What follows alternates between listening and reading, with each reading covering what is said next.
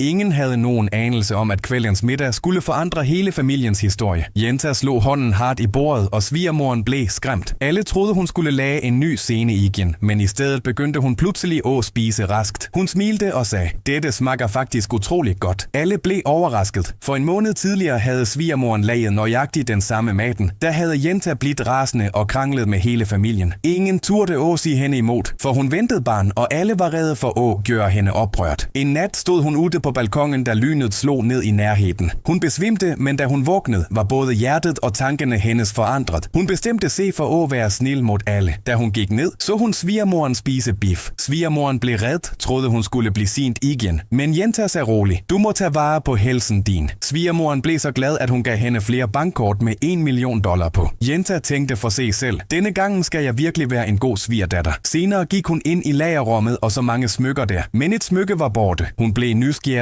og hushjælpen fortalte, at det smykket havde hun engang givet til sin første kæreste. Overrasket drog Jenta for at finde ham. Hun ledte længe, men fandt ingenting, så hun satte sig på sofaen. Der kom ekskæresten pludselig ind. Hun bestemte sig, det som engang var mit, skal jeg få tilbage. Hun snakkede sødt med ham og fik ham til at give hende alle sparepengene hans. Men akkurat da kom hendes ægte mand ind i rummet. Kan kærlighed og hævn eksistere side om side? Broken Heart.